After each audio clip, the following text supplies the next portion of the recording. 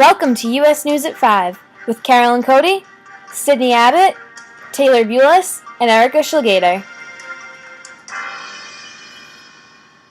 As you know, the presidential election has created an enumerating amount of controversy and tension between the nation. Despite this tension, candidates resigning from the North and South proved to be strong contenders in this year's presidential race. There are several powerful and opinionated political parties backing their favorite candidates. Due to the Democratic Party's split over the issue of slavery, they have decided to elect two candidates. Northerners are in support of Stephen Douglas and popular sovereignty, while Southern Democrats endorse John C. Breckinridge of Kentucky. Former Know-Nothings and Southern Whigs have organized themselves, becoming known as the Constitutional Union Party. With no concern or regard on the issue of slavery, they've nominated John C. Bell of Tennessee. The Republican Party nominated Abraham Lincoln from Kentucky. Each party abides by its own beliefs, however, many of which are influenced by the topic of slavery. Now for some interviews with the candidates. Hi, I'm Erika Schlageter here with candidate Abraham Lincoln. Nice to meet you, Abe. Nice to meet you too. How do you think you feel going into this election? I feel very confident, providing many ideas in my past speeches to help better the nation. What do you think are some pressing issues in the United States today? Well, an obvious one is slavery. And how do you feel about slavery? I feel it could go either way, but in the end, I just want to unite the nation as a whole again. Well, that's all the time we have. Thanks again, Abe. Good luck in the election. And now to Carolyn with Breckinridge. Hi, I'm Carolyn Cody here with John C. Breckinridge. How are you, John? Good, how are you? So, we just spoke with Abraham Lincoln in an interview, and he's feeling pretty confident about this election. How do you feel? I'm also feeling pretty confident. I know that I have a lot of Southern support, and I think that this gives me an advantage in comparison to Lincoln. All right, fair enough. So we just spoke with him about slavery. What's your opinion on it? I'm in favor of anything that helps the nation benefit economically, and I can see how slavery helps the South prosper. Well, that's all the time we have. Back to you, Erika and Sid, for breaking news. The results are in, and the winner of the presidential election of 1860 is Abraham Lincoln, coming in with 180 electoral votes and a popular vote of 1,865,593. Runner-up was John C. Breckinridge, who had 72 electoral votes and a popular vote of 843,356.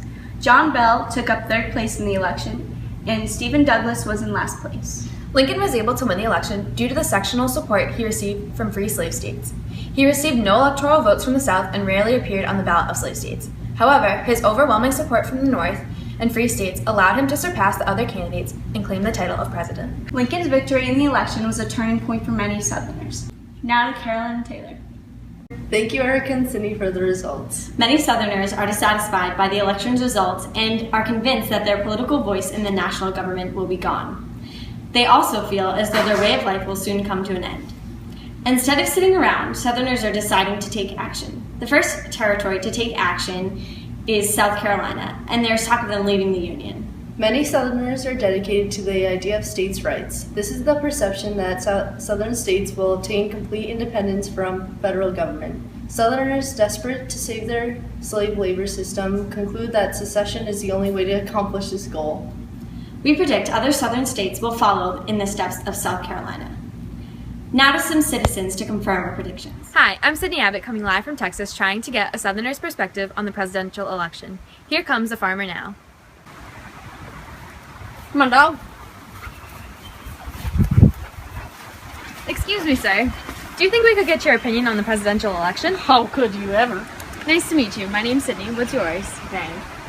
All right, James. What is your opinion on President Lincoln being elected? President Lincoln. You see, here, dog, Toby and I, we've run this farm since my father gave it to me 100 years ago. I mean, if they take away my slaves, you know, he's a northerner and and such. I'm sure you're one of them. I mean, he's going to take away my slaves, and what am I going to do? I'm going to come over here. Come on, Bets, let's go. I'm going to have to come over here dawn dusk every day, picking these here plants myself. I'm going to have to pick them all myself. And now, miss, I know you don't mean no trouble, but that's a lot to ask me. And, my livelihood depends on that, doesn't it, Betsy? Yeah, So would you say you are not in favor of Lincoln, then? No! I'm very dissatisfied. Dissatisfied, to say the least. Thank you very much for your time. I'm not done. All right, James, I'm not continue. done. You know, you see, they're trying to disrupt my way of life. You are disrupting my way. Our apologies for that short intermission. Back to James. You and your northern technology.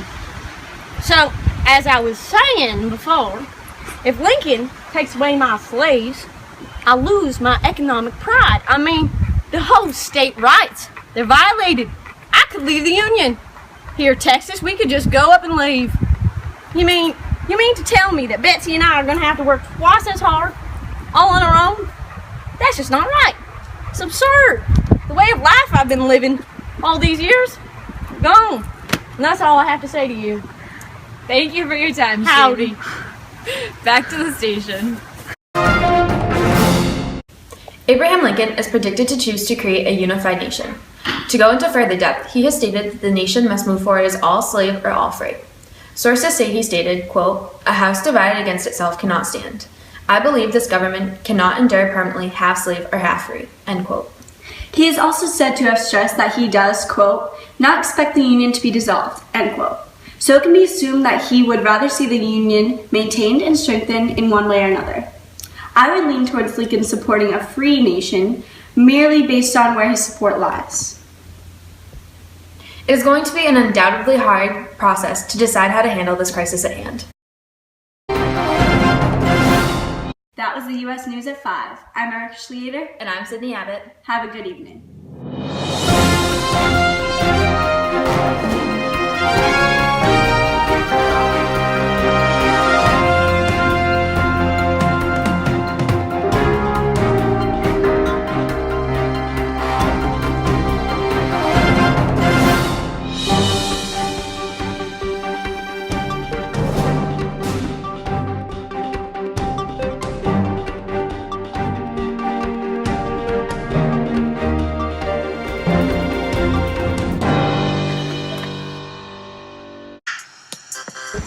I just dropped my way. Hi, I'm Carolyn, Cody here.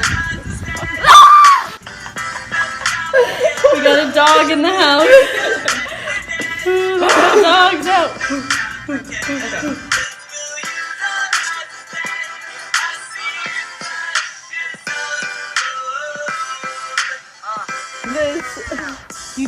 You should do it above your head.